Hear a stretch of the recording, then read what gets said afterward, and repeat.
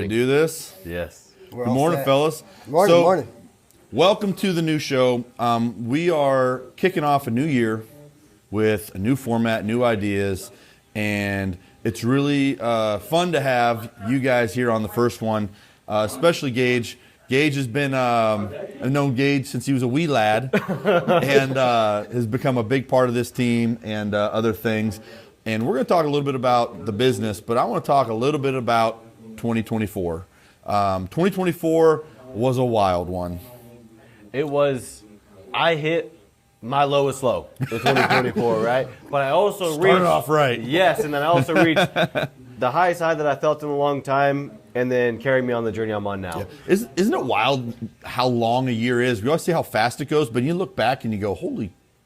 Yes. I didn't remember what I did yesterday. Right. I'm like, but then you go, man, it seemed like, it was so long ago, but it really flies by in real time. It's just like a real weird perspective of how our time works.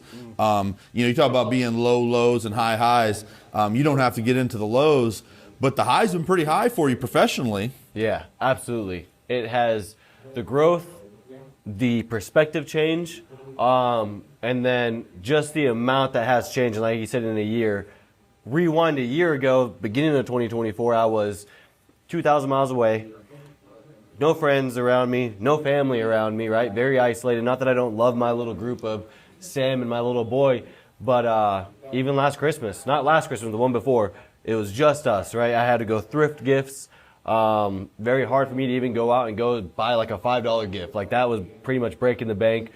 Everything maxed out, trying to figure out ways to get through. And then this last Christmas, being around family was the biggest thing. My grandma came over, right? My in-laws were over there. My sister was over there, my nieces. And aside from the other gifts, it was the family part. Mm-hmm. That was the biggest impact. Most important. All those corny shows and all the things that all the old folk told you when you were young about what really matters. But then when you experience it, you realize that really is what matters. Yeah. I always tell the story. I was in the best shape of my life, making the most money, and I was the most miserable when I was getting divorced. And so that really warped my perspective of not warped, probably corrected my perspective of what was actually important. Yeah. And it's good for you to learn that as a young man instead of learning as an old man like I did. And then the key word is perspective, right? Like you can sulk in it and you can sit in it and you can bathe in it, or you can change the perspective and then figure something out. Figure out what you need to do. And that was a big shift. And I will tell you, when you came back, you dove right in. You had a great attitude. One of the things that I admired was didn't ask for anything, just opportunity, dove right in, and then within what time did you come back? I came back in March, first month, and then moved up in July. Yeah. So from zero to back to now running and desk and deals, running BDC, got a team under you. Yeah. That's a hell of a turnaround, man. It feels good to just finally, for the first time, when I came back in March, I didn't have a choice to fail, right? This was it. It was this or, man, I don't even know. Go be a male model. Yeah. I can't go back to Chippendales, please. He's thought I about don't want to diet anymore. Don't make me diet. It's easy money. But thank God, you guys gave me the chance to come back again, and I dove in. And again, it's going back to perspective. I had a perspective that I was going to make it work. I showed up. I did the right things. I listened to the right people. You were a huge help. Bancroft was a huge help. John, and I just absorbed as much as I can from you guys. Yep. And then being able to go home and feel okay, be around my boy, again, around the family. Spiritually, I felt good. Monetarily was better. And then now, after so long, having breathing room. Whole different mindset. Yes, man. Did you get to go... You can breathe again, yes, dude, yes, and it felt good. And it's nice. Always fun because I feel like the start of a new year, although I'm not one for all the what I call corny New Year's stuff, it is a good reset and it is a good restart. And we were talking a little bit earlier about how long the year is. We had talked about what a crazy year 2024 was. Did you get that list of the top? We have a list of different top stuff. We have political stories. stuff. We have news stories. What's the top five? What's the world say the top five? Because I'll tell you, I got a little list of my own of what I think the top was, but I'd be real curious what the world thinks the top 5 stories of 2024 were. Well, let's check and see what they say. You guys can keep talking. I'll check this out. Well, while we're checking that out, I also want to get into what I think Findlay's top stories of 2024 were. So I want to see what the world thinks first, but we had a wild 2024 just in our own walls. Yes. So coming back, so I came back in March. So I was a little bit late to the party, but Bancroft taking over, right? I don't know if we're supposed to touch on it. Russia? I don't know. I might be pointing fingers. So just to go, listen, Russia interfered in our business. I might be pointing fingers. Yeah. If it had to be anybody. I'm guessing it was Vladimir somewhere in there. That seems to be a safe bet. But I 100% made a list, and that is on our list. Was that July? Yes. Yeah. So July was wild because let me just wind it back a couple more years. I never thought in a million years that our business would be shut down for a virus. Mm-mm. And then fast forward a couple years, and we had Russian hackers. So, and you know what's crazy? I was on the floor, so the foot traffic didn't stop. And it was the most awkward thing trying to bypass me, like, so we can't do anything. Yeah. And people would like legitimately get upset with us, like, no, like I'm here to buy this car. Maybe we should try that reverse psychology more often. Just stand up there and refuse to help people. Hey man, I don't really want to sell. Yeah, nothing's for sale right now. Sorry guys, sell me that truck. I'm here for it. Yeah, that was wild. Did you come up with a list there, Arganda? Well, the biggest thing, of course, is they reelected Trump. I mean, that's a big deal. Yeah, I'd say that's probably number one in our world. What was the countdown? You figure we got a world with, you got wars breaking out all over. We have the Ukraine war that broke out. Got worse, actually. It didn't break out. It got Middle worse. East. Middle East that's Remember the involved. Microsoft issue that took all the flights that had to get to land? Oh, yeah, the travel. Yeah, and so I would actually say one of the top stories probably is hacking, which did affect us. You know, we were part of a larger hack, and there was a even larger one after the initial where they attacked all of CDK, Microsoft, and, you know, like I said, talk about affected flights, affected all aspects of business, and we realized how dependent we are on so much technology. I'll tell you one of my, and if I got 2 things written down here that are probably tied in my conspiracy brain, but AI. I think AI is one of the top stories of 2024. Yep. It like existed in smaller forms, and then it was like 2024 came out and just exploded. Yeah. Yep. It's in everything we do, every ad you see, like every conversation is tied in with AI. So I think that's one of the craziest things that's really emerged. And now you're a little younger than us, but this is all like sci-fi movie stuff for me. So I've worked with like a lot of business owners, and I always pick their brain, the ones that are working like, because like software is huge now, right? Like a lot of people that make a lot of money are in software, and you go ask them, you're like, hey, well, I like to ask them, I'm like, do you guys use AI? Because AI is so up and coming, and almost every large business uses AI somehow, some way. Yep. And the coolest thing that I learned was AI will only make a mistake once, right? So it's kind of human. Just like us. We hope, right? So it's kind of human on how it can make mistakes. But once it makes a mistake, it is then programmed to never make it again, right? And I just think that's the neatest thing, that it can then develop its own programming to prevent that from happening again. Yeah. And that's mind-blowing. It's like its own brain. Yeah, it runs its own thing, yeah. And AI is nuts. AI is nuts. Computer stuff, man. You know, my other world, what I think is one of the top things, other than obviously the world, politics, all that other stuff, UFOs. Yeah, I you knew call that it was UAPs, UFOs, drones, funny lights, whatever it is. It is more prevalent than ever. Well, Gage is a big believer. I was going to say, I was not a believer. I thought it was phony. I was like, nah, man. Until this. So I was sitting out back the other day, and I was looking at the moon, because from where we're at, we have a beautiful view, thank God. And I was looking at the moon, looking above it, a little speck in the sky. But it was moving. I thought at first it was a satellite, but the way it was moving was not. Like it would Placement moves. Yes. Very interestingly, float almost through the sky. And I broke out the, what do you call it, telescope? Telescope? Yeah. Yep. It was like a transformer. I don't know what noise that was. Transformer telescope. So I broke it out, and sure enough, I showed the pictures. UAP. I'm a full believer now. I want to. And see you got a one. picture of it to it's not a prove big it. deal. Yes. It's probably launching from the dark side of the moon base, which we all know is there. Pink Floyd. Great movie. Or great. Argando, you ever seen a something you can't explain in the sky? I've seen a lot of things, but the weirdest one was the UFO was seen in Bullhead City flying by the airport, ended up down in Needles and crashed. I know you guys heard that story about that UFO. I that have not crashed. heard that story. There You're is a Topak, right? Topak. Yeah. It crashed in Topak.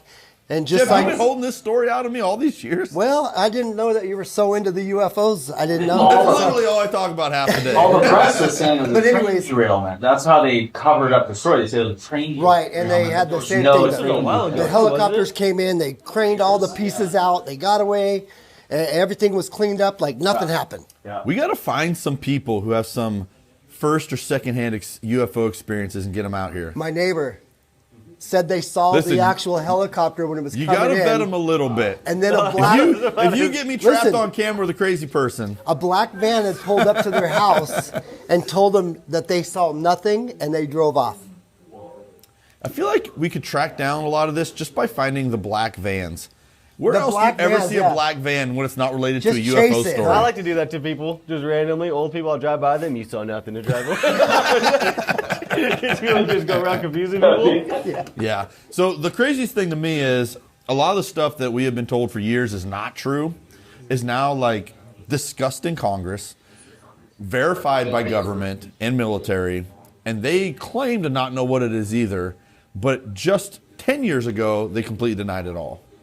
And what's really interesting is that nobody seems to care. I was just about to say, it's crazy how fast it goes by the wayside. Yeah, it they're like, comes out. oh, we got UFOs now? Anyway. My rent's Yeah, still what due, happened? right? Oh. Still Yeah, gonna, it's okay. still Rent's gotta pay still my due, car. right? Yeah. So with that being said, I want to talk about the crazy year Findlay had. Findlay Motor Company specifically. We had a very eventful 2024. And I don't know if you guys had anything that jumped off the top of your head, but I want to bounce some topics off you and get some feedback. Now, when you worked with us initially, we were a Chevy, Buick, GMC dealer. And one day they just said, hey, no more Buick, guys. I never thought I'd see the day where they pulled a brand. We didn't want to lose it. We sold a ton of Buicks. Yeah. Right? So I think it's smart, and I believe why we went away from it is, correct me if I'm wrong, because they're going mostly or all electric by 2025. Buick And I is, think yeah. it's smart and goes to show how much Findlay cares that our town is not set up for electric, right? So rather than sell what the public doesn't need, because sure, could we sell them and make money? Probably. But rather than that, Bancroft and you guys, we took into consideration what the people actually need around us and said, hey, we don't want to sell something that's not really going to be fit for our public and what our customer base needs. And I think electric vehicles probably a story in itself. I think we all see these electric vehicles are amazing, but people are very hesitant about it. Yeah. You know, I don't know if you have any firsthand experience with electric vehicles. I drove a couple in some videos or in parades, and they're pretty badass. Yeah, I like them a lot. I think it's the future. I mean, They're sleek, they look good, and they're torquey. yes. Yeah. It's right there. People wouldn't expect it unless you watch YouTube racing on the internet. Or if you but drive one. And you can play games and watch Netflix That's in true. most of them. Well, Some of them. Yeah. And Siri makes fart noises for you in the EVs. I did not know that. Yeah. Maybe that's a whole nother video we need to make. But so I was really, I was really surprised and was curious how that would affect us. And lo and behold, we weathered the storm, figured it all out, and really the advent of some really, really high quality, affordable vehicles, specifically the Trax, filled in a lot of that void for where we sold a lot of those less expensive Buicks. Yep. So that Trax has been a really good car for us, but I didn't know how it was going to work at first. With Buick going away. So the other thing that I thought was crazy that we never thought would happen after years and years and years, we finally opened that new shop.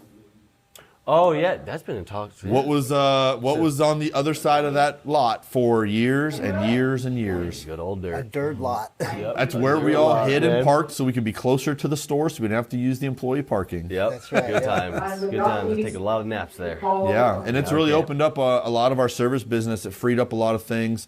I think that we have had huge growth in service, and the only thing that really slowed that down was probably my next topic, which is we got hacked.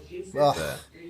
That's I know the we touched worst. on it a little bit, but we literally had someone hack our whole auto group and Shut us try to down. hold us ransom. I don't know if that's way over our pay Pay grade scale. of what they got paid. Whatever they decided to do, but my guess is that they did not pay because they shut everything down and opened all new systems, and we were closed for about a month, and it was a pretty freaky time. It was weird, yeah. Came Yeah. and wiped the computers. I remember IT came down. We were sitting over there. But they handled it, for what I think, really well. Yeah. I think the promptness of it was good for what it was. And it wasn't just our Findlay, it was every Findlay. So it wasn't even. It initially, obviously, we only knew what affected us, but Right. it ended up affecting nationwide anyone who used any of these shared systems. Well, yeah. So CDK was everything down and CDK, Microsoft, a lot of other things, and I tell you. There are a few moments, including during COVID, where you really appreciate where you work because how they treat you in moments of crisis or adversity. And we basically couldn't do business for the better part of a month, and they still paid us. That was unbelievable. I couldn't We believe that. sold nothing, and they still I paid us. wasn't expecting Yeah. that. Most companies probably wouldn't pay their So, employees. but- shout out to the powers that be. I can only imagine what that payroll dent was with no money coming in. But really a testament to the Findlay boys and taking care of us.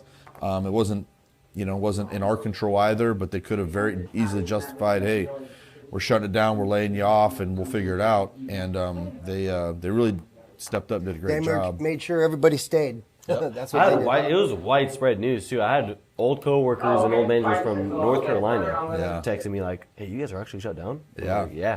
They were then shut down shortly after. Yeah. Yep. So it was a pretty wild deal. Didn't really know what to make of it.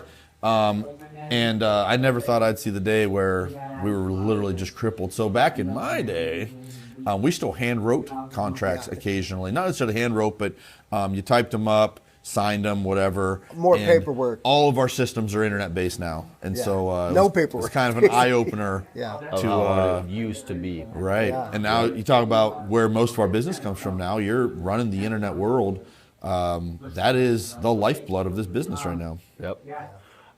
We wanted to get there, and we are noticing a more influx customers. And it is a really good thing. Like, I'm a consumer myself. I don't just sell cars; I buy them too. So when you're able to go online and shop and find the best deal, and the fact that we're getting so many leads goes to show what a good job marketing does, and how well you guys do, and how competitive we are. Yeah, it So makes it's really a huge cool seeing difference that. when you have more opportunity, and then it gives which leads into probably my number one. But we're going to hold off on that because the other crazy part was Tony left us. General manager. And we went from, having one GM for many, many years to 5 and 4 years, 3 years. And we got ourselves, not that we don't appreciate the Vegas boys, but we got us a homegrown one. So we got Mr. Bancroft ascended up from the used car manager up to a general sales manager, associate general manager, and is now the general manager of Findlay Motor Company.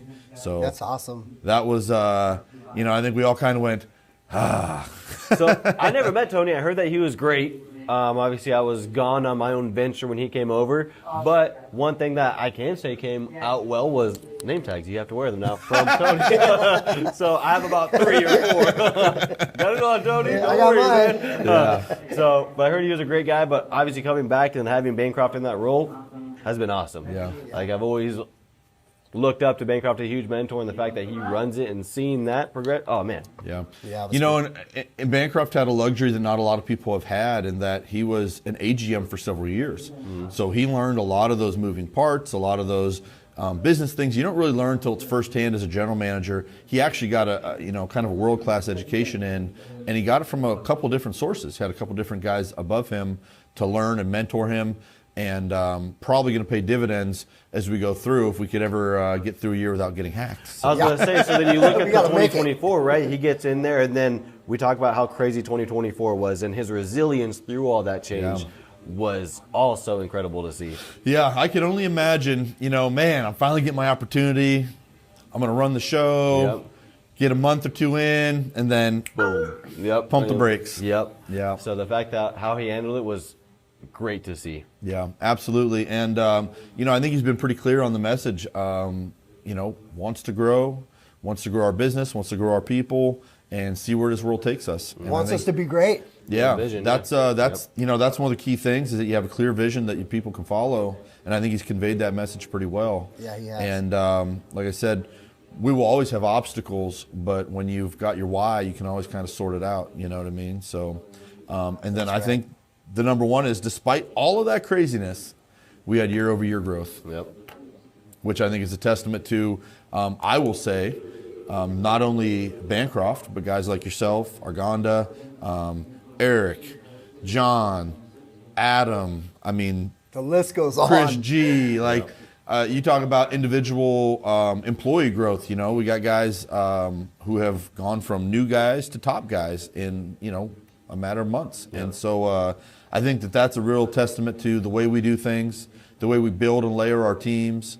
And, you know, I'll give you some kudos that I think you're kind of leading the charge there.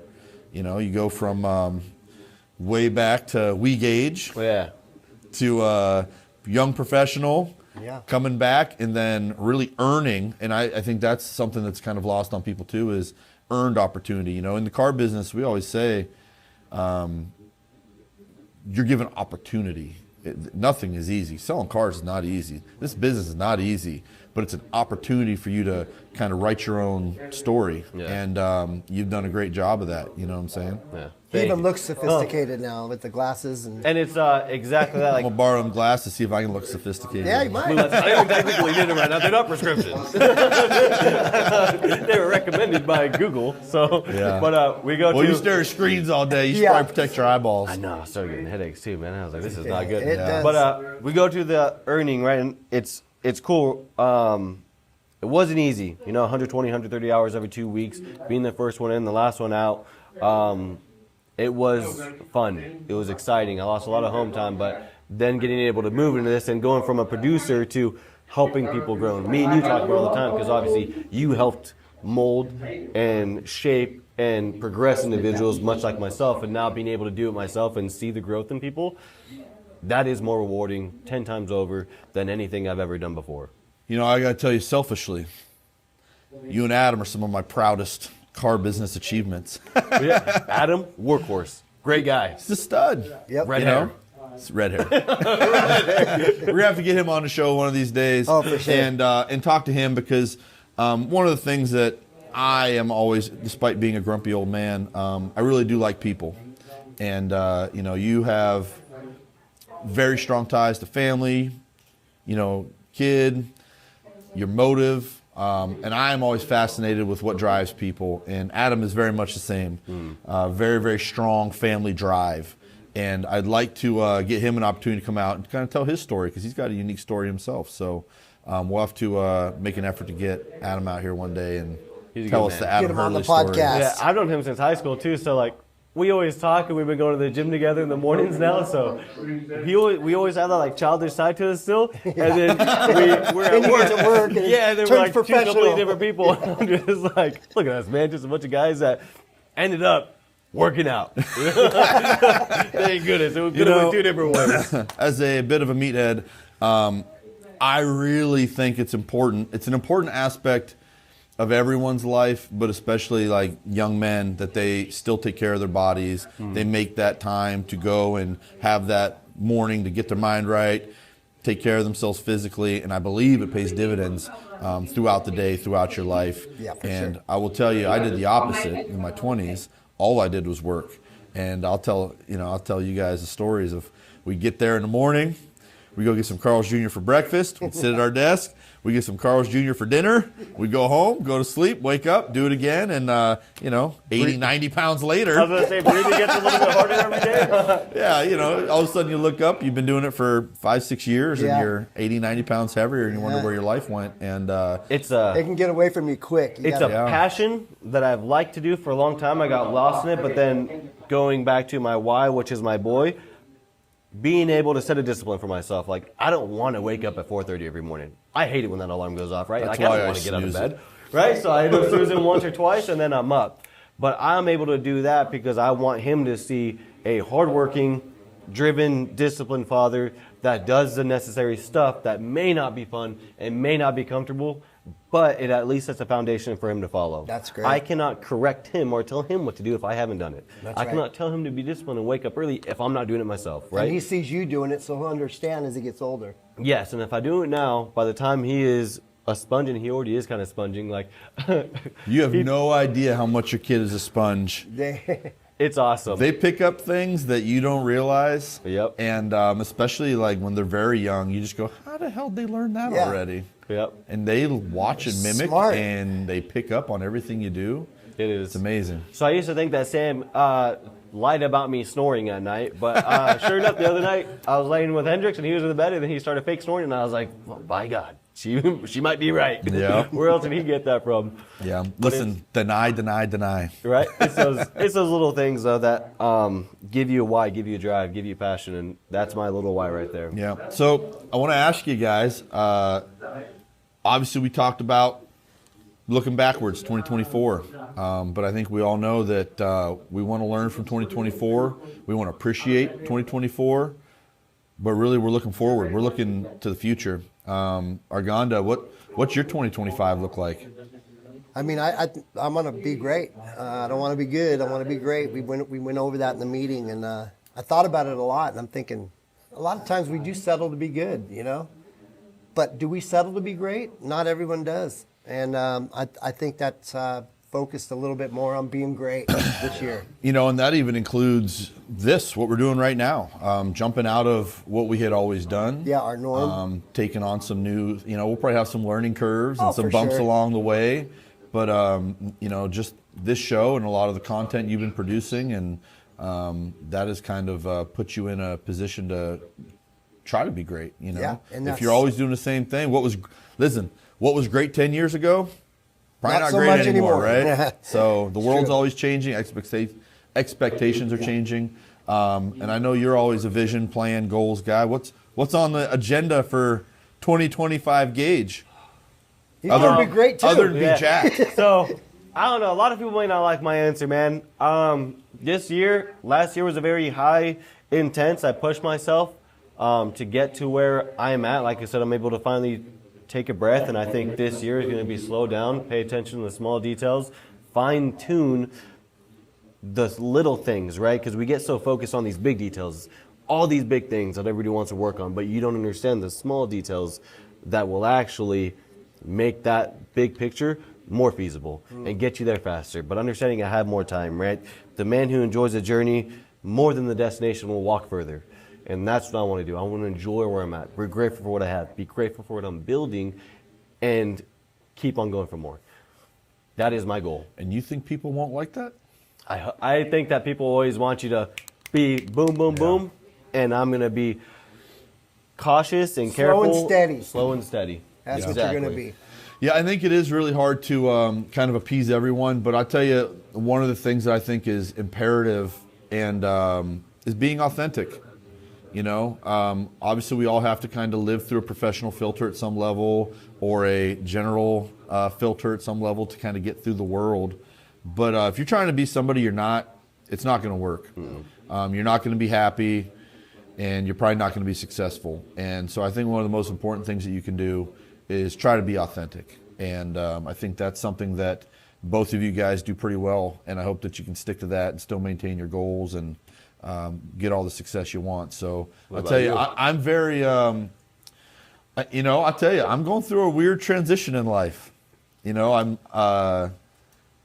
at your age. It's okay. It does. Right. That's Listen, I'll okay. tell you, at every age of life, you think it's unique to you, but it's not. No. My son's 18. He's going through a transition too. I made a commitment many years ago to refocus where I spent my time with my kids, and has cost me a lot of things in other aspects of my life. But now that my son is 18, he's getting ready to head to college somewhere, but it's not here. He's going to be gone. And that's a tough life change to deal with. And so I kind of been spending some time thinking about what that looks like for me. And, me and my baby girl, who's 12, spend a lot of time together, but it's not the same as the amount of time I spent with my son football, young man, going and doing, a lot of boy Teaching him how stuff. to be a young yeah. man. Yeah, It's different. and so my whole thing is kind of getting back to whatever this next chapter is for me, whether it be professional, being more of a girl dad than a bro dad, and I'm not sure what it looks like yet. I've been so focused on trying to figure out where my son's going to be and how to get him there, and he wants to play football. And so you're essentially going out and you're meeting all these people that you're handing your 18 years of work in and handing them over to somebody else and make sure it's a good place for them. And It's a big move. It's stressful. Yeah. That's understandable. It happens fast, buddy. Let me tell you. I'll tell you, that pumped me up. That was for like sure. just the amount of time, and you are now seeing everything that you had put in the time, and then everything come to fruition. Yeah. Like, that is awesome. And if you guys don't know, Ben is incredible. Like, the guy is awesome. Like, He is a good kid. He's a stand-up man. He's a hard worker. He's in the gym, and then he's Great also football doing football. player. Great football player. Yeah. And that says a lot about you as a dad too. Like, I look up to you a lot in that. There are a lot of different paths to a good life, and hearing things like that give you no regrets about spending that time with my kid and investing that time with my kid. And I'm very proud of him. You go and you meet, obviously these coaches, they tell you what you want to hear, kind of. Yeah. But I can tell you from my own experience, he's on his way. He's doing it right, and makes me very proud. So, I'm excited. yeah. I'm excited. I'm excited too, man. I can't wait to dive into all these new horizons. We are growing our business. We are, I'm a big fan of podcasts, social media, all this stuff, because it's a great way to communicate with people. And I am really excited to have more conversations with our people, our community, our team, and get them in here and give them an opportunity to express themselves like you did today. And I will tell you, we'll wrap this thing up, but I'm very proud, very excited of where we're going. And I can't wait to see what it looks like when we do this again in a year and say, holy cow, we did it. Look where we started Right. and look where we're at now. Absolutely. Yeah, something like that. Fellas, it's an absolute pleasure. I'm really excited. This will be our inaugural show. We started with the Jansen Experience, That's right. which was, with all due respect, borderline dumpster fire. No offense. But that's what, you look at Jansen. Yeah, No you look offense, at where you Jansen. start and look at where you go. Right. And then obviously when Christy was here, and Christy left us this year, she's off doing her own big things. And I look forward to whatever this next phase is. When you're Me old too. enough to have seen phases come and go, you're not as concerned about the change. You're just concerned about making it work. So And it will Making work out. it great. It'll work out. make it will great, work man. out. Make it great. Yep, fellas. Appreciate you guys. Thank you. Let's get to work. All right, let's go back make to it it, happen. guys. Let's get it.